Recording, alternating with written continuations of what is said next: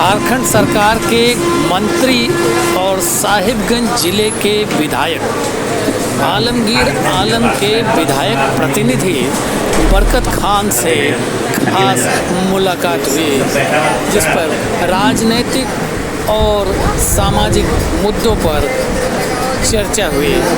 प्रस्तुत है बातचीत के प्रमुख अंश।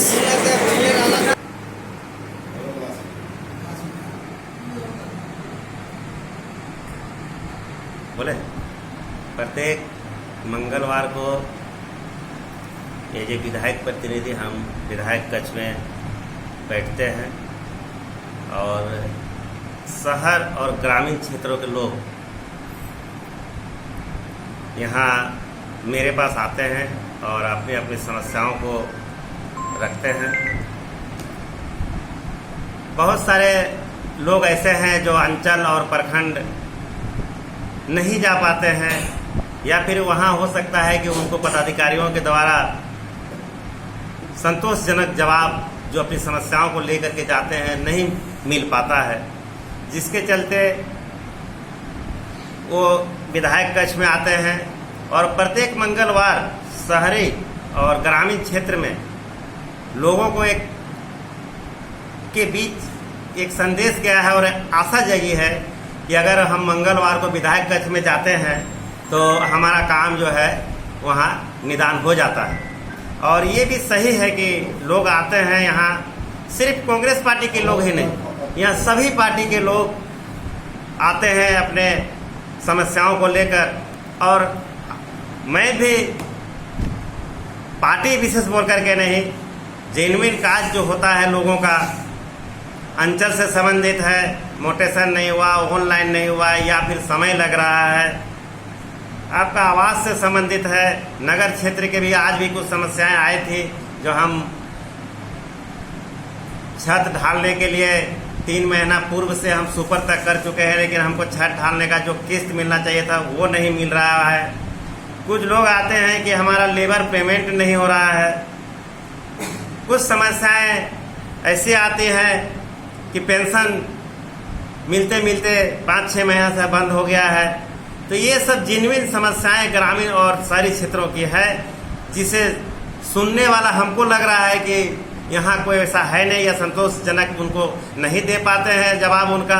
मैं ऐसे लोगों को समस्या सुन करके मैं संबंधित पदाधिकारी को यहाँ बुलाता हूँ और फिर उनको वहाँ भेज करके उन्हें मैं जांच करवाता हूँ कि क्या समस्या है।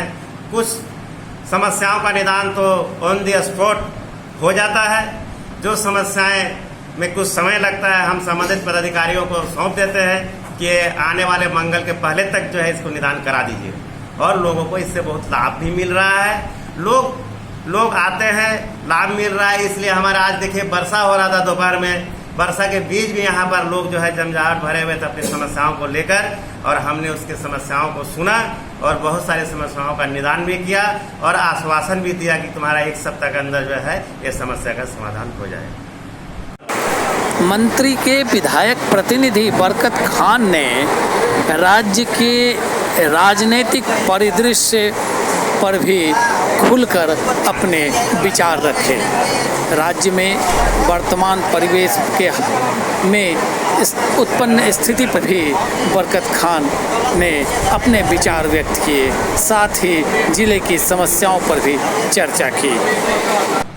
कांग्रेस पार्टी इन दिनों महंगाई पर चर्चा कार्यक्रम आयोजित कर रखी है। इसको लेकर जिले में प्रतिदिन समाचार आ रहे हैं किसी न किसी पंचायत और किसी न किसी प्रखंड से। क्या लगता है, महंगाई केवल और केवल केंद्र सरकार की देन है या इसमें राज्य सरकार भी कहीं न कहीं जिम्मेवार है? देखिए, सर्वप्रथम तो मैं आपको बोलना ये चाहूँगा कि 100% अगर हम महंगाई के लिए दोषी समझे तो ये बीजेपी की सरकार, केंद्र की सरकार, मोदी की सरकार को ही हम दोषी मानते हैं। जो महंगाई के लिए ये सबसे बड़े अगर दोषी हैं तो ये लोग ही दोषी हैं। आज रोज आज सड़क सड़क पर कांग्रेस पार्टी को ये प्रोग्राम करना पड़ रहा है, महंगाई पर चौपाल करना पड़ रहा है। और हमने भी कई एक महंगाई चौपाल में हिस्सा लिया है, हमने भी उस पर भागीदारी ली है। तो मैंने देखा कि उस चौपाल में सिर्फ कांग्रेस पार्टी के लोग ही नहीं, अदर पार्टी के लोग भी आते हैं और बोलते हैं कि नहीं, सही में महंगाई ये केंद्र सरकार की देन है और इसके लिए जिम्मेवार केंद्र सरकार ही है। एक अब थोड़ी सी राज्य सरकार की बात कर लें। प्रधानमंत्री की एक बहुत ही महत्वाकांक्षी योजना चल रही है, प्रधानमंत्री आवास योजना। साहिबगंज जिले में विशेषकर नगरपालिका क्षेत्रों की अगर मैं बात करूं, खास माहौल के कारण ये योजना काफ़ी बाधित है। तो खास माहौल एक बहुत बड़ी समस्या है और आपके आलमगीर साहब मंत्री भी हैं भारत राज्य सरकार में। क्या इस मुद्दे के निदान के लिए राज्य सरकार के स्तर से कोई प्रयास अब तक हुआ? जी, ये जब भी मैं मंत्री जी के साथ साहिबगंज का दौरा किया हूँ, उस समय भी ये समस्याएं वहाँ के स्थानीय लोगों ने मंत्री जी के समक्ष रखा है। और जब मंत्री जी अपने आवास पर रहते हैं तो भी वहाँ के कुछ लोग आकर इस समस्या को वो लोग यहाँ रखे हैं। इसके लिए हमारे मंत्री जी और हमारे राज्य के जो सरकार है, ये गठबंधन की सरकार, इस पर विचार कर रही है कि जो समस्याएं अभी आ रही है वो समस्या का निदान कैसे हो। ये लोग इस पर जो है गंभीर रूप से इसको ले रहे हैं और इसके निदान के लिए इसको तत्पर लगे हुए।